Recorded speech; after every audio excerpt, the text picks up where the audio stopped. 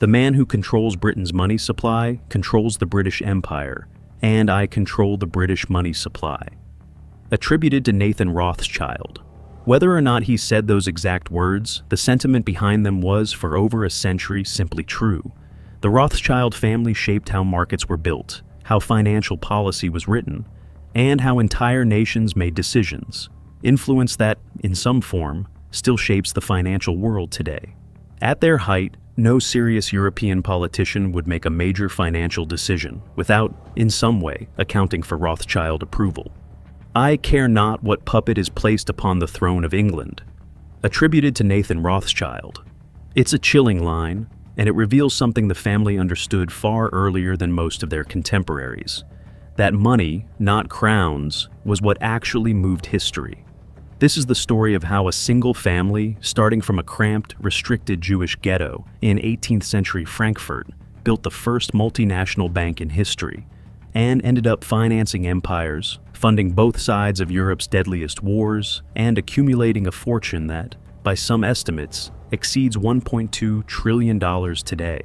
Our story begins with Mayer Amschel Rothschild, born in 1744 on Judengasse, Frankfurt's Jewish street.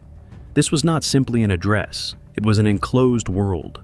Over 3,000 Jewish residents lived within its walls, under restrictions that defined nearly every part of daily life. Jewish residents could not leave the street at night, on Sundays, or on Christian holidays.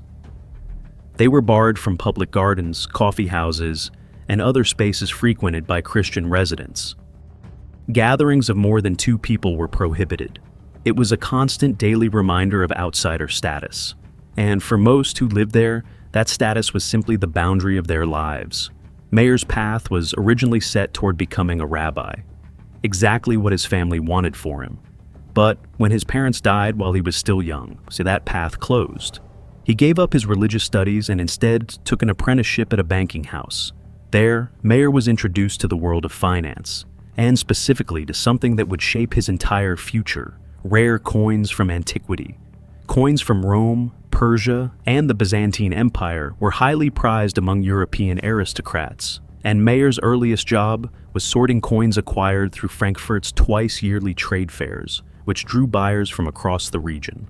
By age 19, equipped with real financial knowledge and a sharp eye for rare currency, he returned to Frankfurt to join his father's trading business alongside his brothers. Mayer quickly built a reputation as a dealer in rare coins, and that reputation reached Crown Prince Wilhelm of Hesse, who was impressed enough to grant Mayer the title of court factor. A court factor was a Jewish financier formerly employed in the service of a noble house. For Mayer, this was transformative. It was, in effect, his exit from the restrictions of Judengasse and his entry into a world where his business could genuinely expand. This single appointment laid the literal foundation for everything the Rothschild family would become. As Mayer's business grew, he sent his sons out to establish branches across Europe and gave them 2 specific instructions. Prioritize business relationships with reigning royal houses. Father as many sons as possible to ensure the family's affairs would always be managed by trusted bloodline.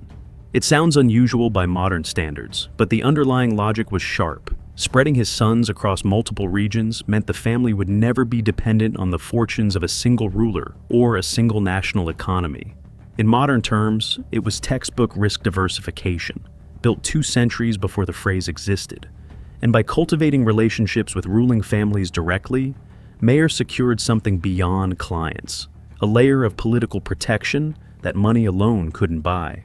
By the early 1800s, Mayer's sons had established themselves in 5 key cities: Frankfurt, Vienna, Naples, Paris, and London.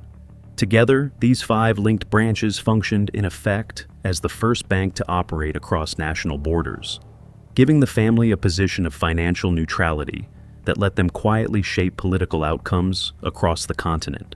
As the family's client base grew, so did the range of financial services they offered, moving from coin dealing into smuggling, commercial trading, and eventually large-scale banking. And nothing was more profitable for the Rothschilds than war. The French Revolutionary and Napoleonic Wars, spanning 1792 to 1815, proved enormously lucrative. The family provided loans to warring monarchies, traded in essential wartime goods, wheat, cotton, colonial produce, and arms, and facilitated international payments between Britain and the European continent, even as Napoleon attempted to block British trade entirely. The strategy was simple and ruthless. By funding multiple sides of the same conflict, the Rothschilds guaranteed they would profit regardless of who actually won. In Paris, Jacob Rothschild financed elements of Napoleon Bonaparte's war effort. In London, his brother Nathan Rothschild financed the British side under Lord Wellington. As the war progressed and it became clear that a British victory would be more financially advantageous, the brothers adjusted in real time.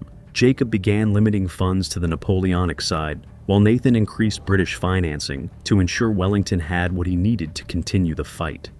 Because of decisions made inside one family, the financial trajectory of an entire European war was quietly nudged. Nathan Rothschild's most celebrated maneuver came from sheer informational advantage. He had built a private courier network that delivered war news faster than government channels. Earlier in the war, a string of Napoleonic victories had triggered market panic and a steep drop in British bond prices. Nathan bought heavily at that discount. When news of Britain's victory at Waterloo finally reached London, reportedly a full day before the British government received it through official channels, Nathan was already positioned, and he sold those bonds at a dramatically higher price for an enormous profit. This success came at a cost that wouldn't fully surface for decades. Napoleon had been notably favorable toward Jewish communities, granting equal rights and ending centuries of discriminatory law in territories under his control. For a prominent Jewish family to actively finance his enemies struck many in France as a profound betrayal. French intellectuals began associating the Rothschild name with capitalism, transnational influence, and economic inequality. As industrialization accelerated and class tensions grew across France, the Rothschilds became a visible symbol of wealth and influence that extended beyond any single nation's borders. This resentment, rooted in the early 1800s, would later be deliberately exploited by nationalist movements across Europe for political purposes well into the 20th century. It's worth being direct about this. The family's business decisions were financial, not political acts of betrayal. But the perception that took hold among segments of the European public had lasting and serious consequences for how the family and Jewish communities more broadly were perceived for generations. As Mayer Rothschild grew older, he turned his attention to a critical question: how to ensure the fortune would survive him. His will specified that only male descendants could inherit the family's core wealth, a decision that triggered an extraordinary pattern of intermarriage. Between 1824 and 1877, there were 36 marriages among Mayer Rothschild's male descendants. 30 of those were within the family itself, unions between first or second cousins. Only 6 family members married outside the bloodline entirely. Whatever else it accomplished, this strategy kept the family's wealth and decision-making tightly consolidated for generations. The second protective strategy was arguably more important. The Rothschilds deliberately avoided tying their wealth to tangible, seizable assets like land or stockpiled gold.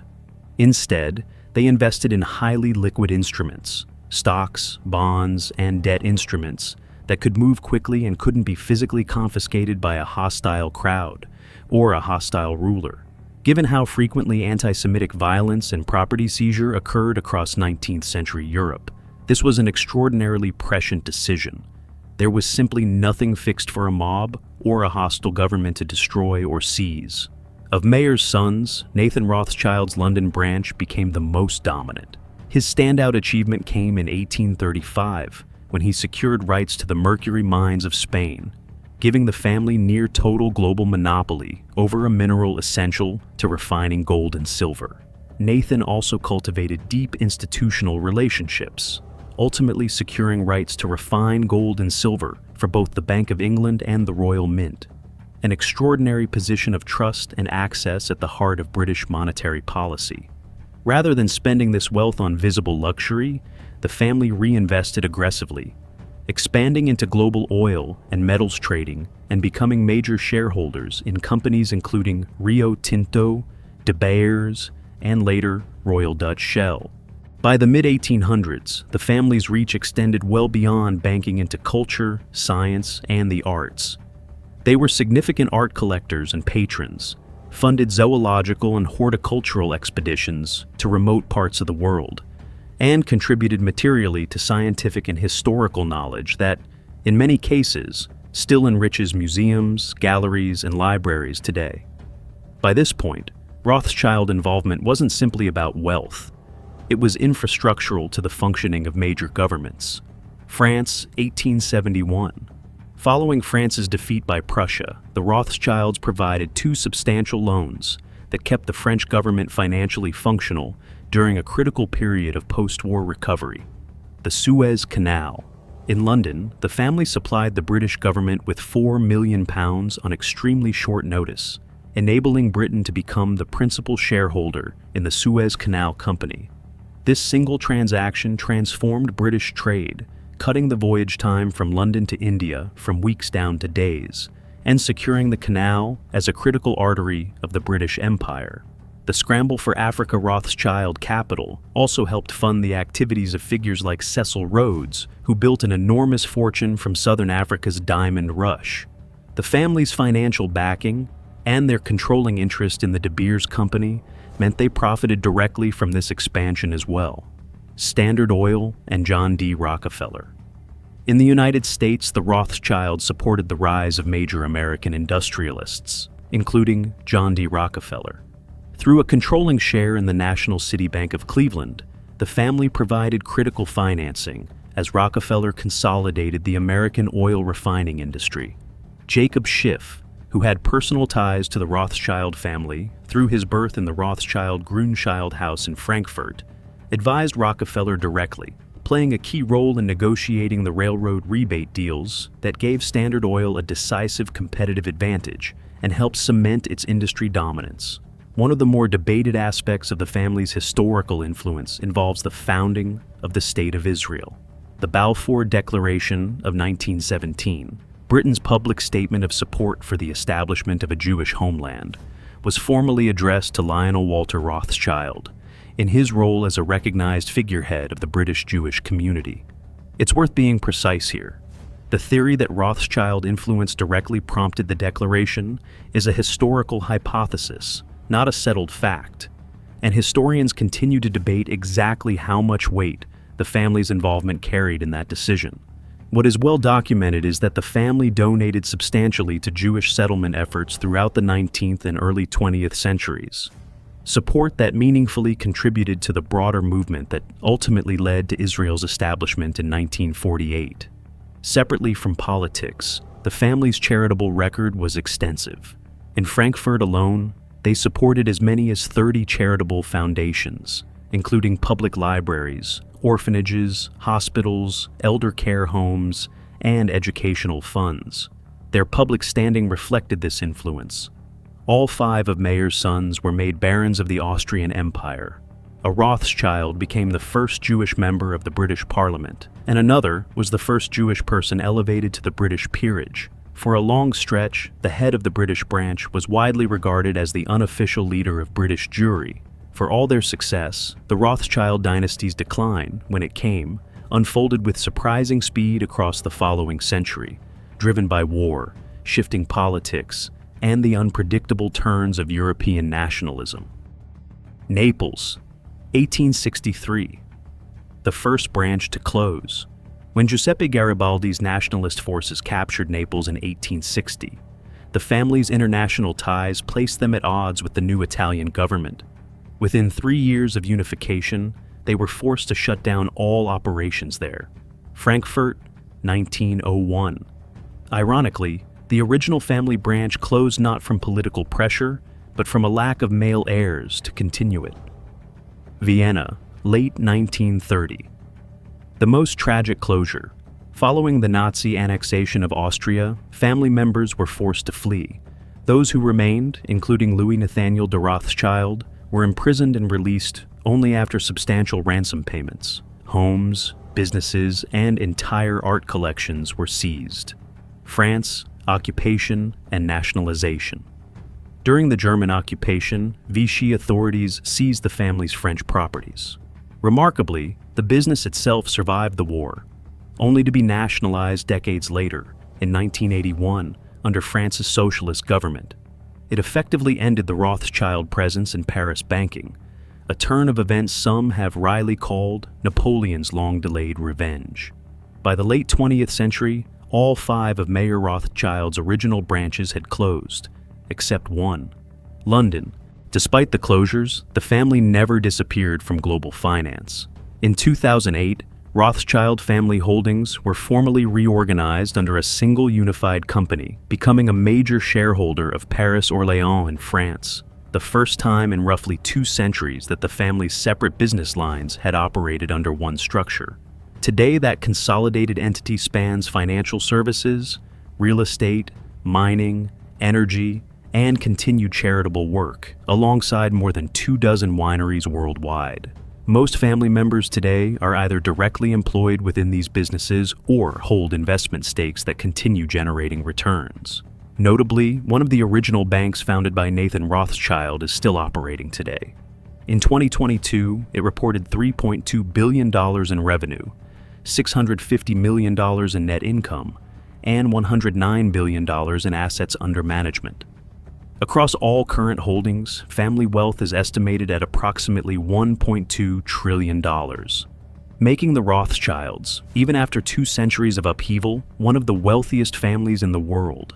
Historians continue to debate exactly how far Rothschild influence extended into politics and global events, and that debate is unlikely to ever fully resolve. But what is not in serious dispute is that this family left a measurable, lasting imprint on the economic and political shape of the modern world. Their story is also a striking reminder of how a single, seemingly minor turn of fate can ripple outward into history at enormous scale. If Mayer Rothschild's parents had not died when he was young, he likely would have become a rabbi, just as his family intended, and would never have entered banking at all. In that alternate version of history, Britain's financial position during the Napoleonic Wars might have looked entirely different. Some of the most consequential outcomes of that era, outcomes that shape the world we live in now, trace back to one young man's unplanned change of career in a crowded street in Frankfurt. If you found this story as fascinating as I did, subscribe. There's a lot more hidden financial history still to uncover on this channel.